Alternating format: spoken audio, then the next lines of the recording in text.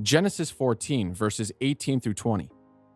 And Melchizedek, king of Salem, brought forth bread and wine, and he was the priest of the Most High God. And he blessed him, and said, Blessed be Abram of the Most High God, possessor of heaven and earth, and blessed be the Most High God, which hath delivered thine enemies into thy hand, and to give him tithes of all. Melchizedek means king of righteousness, and Salem means peace. Hebrews 5, verses 1 through 7. For every high priest taken from among men is ordained for men in things pertaining to God, that he may offer both gifts and sacrifices for sins, who can have compassion on the ignorant and on them that are out of the way, for that he himself is also compassed with infirmity. And by reason hereof he ought, as for the people, so also for himself, to offer for sins.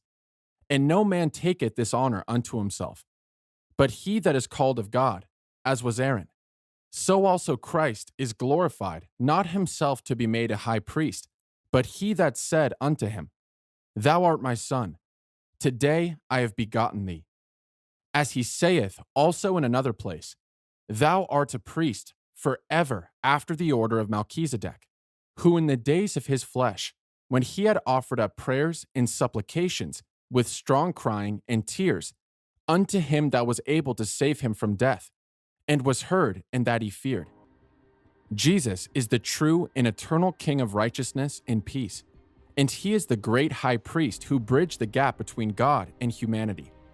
Melchizedek is a type of the Son of God. In a Messianic psalm, Psalm 110, verse 4, David addresses the order of Melchizedek specifically after describing the victory and glory of the Messiah. David says, The Lord has sworn and will not change his mind. You are a priest forever, in the order of Melchizedek. Psalm 110, verse 4. In Hebrews 7, verse 17, the author of Hebrews refers to Christ and quotes this verse. So, Genesis provides context for Melchizedek's identity. Psalm 110 connects Melchizedek to the Messiah, and Hebrews chapters 5, 6, and 7 describe Jesus' supremacy as the great high priest, using Melchizedek's role as an illustration of Jesus' priesthood and kingship. Melchizedek appears in history with no record of a genealogy or ancestral line, no record of his birth, and no record of his death. The point is that Melchizedek appears to transcend earthly existence. The wife of Ner was Sopanim. She was sterile and never had at any time given birth to a child by Ner. Sopanim was in her old age and in the last days, time of her death. She conceived in her womb, but Ner the priest had not slept with her from the day that the Lord had appointed him to conduct the liturgy in front of the face of the people. When Sopanim saw her pregnancy, she was ashamed and embarrassed, and she hid herself during all the days until she gave birth. Not one of the people knew about it. When 282 days had been completed and the day of birth had begun to approach, Ner thought about his wife, and he called her to come to him in his house so that he might converse with her. 282 days is 9.4 of 30-day months. Sopanim came to Ner, her husband, and behold, she was pregnant, and the day appointed for giving birth was drawing near. Ner saw her and became very ashamed. He said to her, What is this that you have done, O wife? Why have you disgraced me in front of the face of these people? Now depart from me and go back to where you began this disgrace of your womb, so that I might not defile my hands in front of the face of the Lord on account of you and sin. Sopanim spoke to her husband, Ner, saying, O my Lord, look at me. It is the time of my old age. The day of my death has arrived. I do not understand how my menopause and the barrenness of my womb have been reversed. But Ner did not believe his wife, and for the second time he said to her, Depart from me, or else I might assault you and commit a sin in front of the face of the Lord. And after Ner had spoken to his wife Sopanim, she fell down at Ner's feet and died. Ner was extremely distressed and said to himself, Could this have happened because of my words? And now, Merciful is the eternal Lord, because my hand was not upon her. The archangel Gabriel appeared to Ner and said to him, Do not think that your wife Sopanem has died due to your error. This child, which is to be born from her, is a righteous fruit, and one whom I shall receive into paradise, so that you will not be the father of a gift of God. Ner hurried and shut the door of his house. He went to Noah, his brother, and he reported to him everything that had happened in connection with his wife. Noah hurried to the room of his brother. The appearance of his brother's wife was as if she were dead, but her womb was at the same time giving birth. Noah said to Ner, Don't let yourself be sorrowful, Ner, my brother. Today the Lord has covered up our scandal, because nobody from the people knows this. Now let us go quickly and bury her, and the Lord will cover up the scandal of our shame. They placed Sopanem on the bed, wrapped her around with black garments, and shut the door. They dug a grave in secret.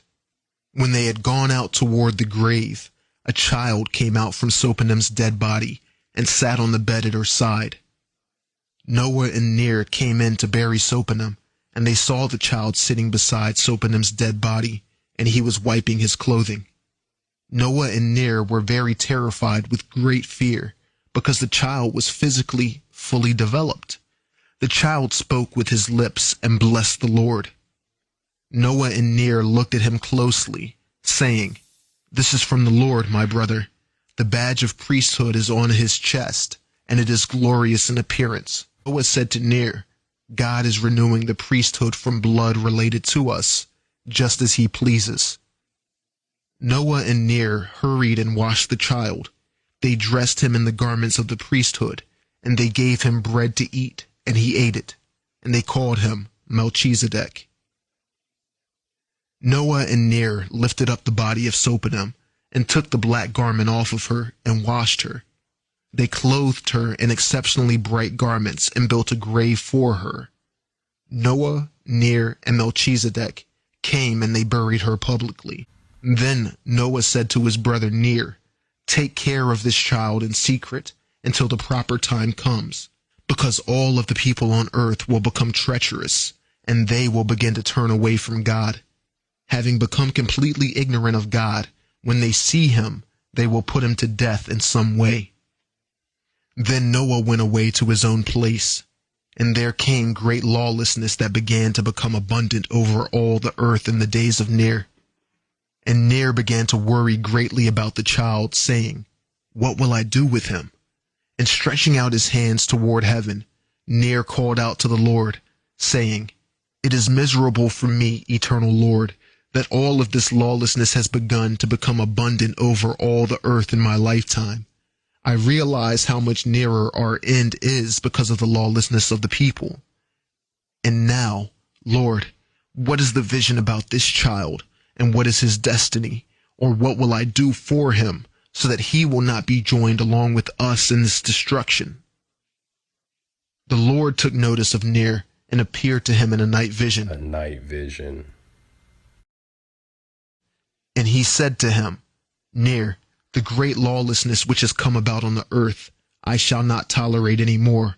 I plan to send down a great destruction onto the earth. But do not worry about the child, Ner. In a short while, I will send my archangel Gabriel, and he will take the child and put him in the paradise of Edom. He will not perish along with those who must perish, as I have revealed it. Melchizedek will be my priest. As I have revealed it, Melchizedek will be my priest to all holy priests. I will sanctify him, and I will establish him so that he will be the head of the priests of the future. Note, Edom means God will save. It is assumed Edom is Eden. Then Ner arose from his sleep and blessed the Lord, who had appeared to him, saying, Blessed be the Lord, the God of my fathers, who has approved of my priesthood and the priesthood of my fathers, because by his word he has created a great priest in the womb of Sopanem, my wife. For I have no descendants, so let this child take the place of my descendants and become as my own son. You will count him in the number of your servants. Therefore, honor him together with your servants, and great priests, and me, your servant, near. And behold, Melchizedek will be the head of priests in another generation.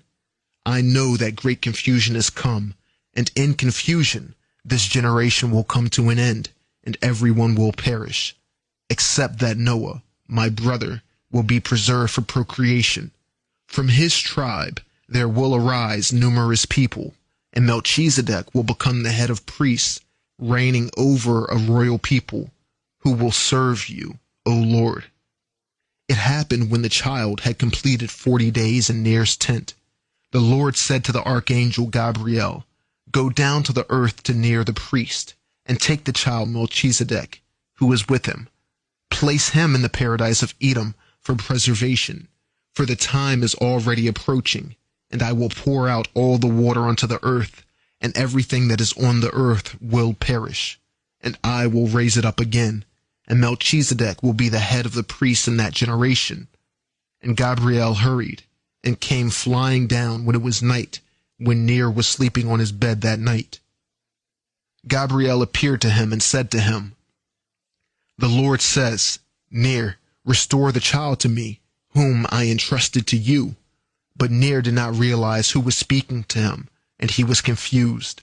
And he said, When the people find out about the child, they will seize him and kill him, because the heart of these people are deceitful before the Lord. And he answered Gabriel and said, The child is not with me, and I don't know who is speaking to me. Gabriel answered him, Ner, do not be afraid. I am the archangel Gabriel. The Lord sent me to take your child today. I will go with him, and I will place him in the paradise of Edom. Then Ner remembered the first dream and believed it. He answered Gabriel, Blessed be the Lord, who has sent you to me today. Now bless your servant Ner. Take the child, and do to him all that has been said to you. And Gabriel took the child, Melchizedek, on his wings in that same night, and he placed him in the paradise of Edom. All right, so there you have it. I'd like to thank Grace Digital Network for this video, or the first part of the video, I should say, because when I looked at that, it immediately sparked my older post, which I added to the end of this one, which of course was from the Book of Enoch, which showed the beginning of this mysterious character. I personally, because his conception and his birth was so unreal and immaculate, it's very hard to believe. But then once I found out that indeed he was a real person, it really struck a chord. And then now to see the findings of digital here, and their take on who he was as a character in history and the mysteriousness behind him, it just adds validity more to his conception and to his birth, if you ask me. So the main question is, was he indeed human at all? He was birth of a human, so he's at least half. But at this point, considering the questions from the first part of the video and the story from the last part of the video, if you put them both together, we can probably only say with certainty that he's half human. Just incredible how things match up. It's incredible. Every story has a beginning.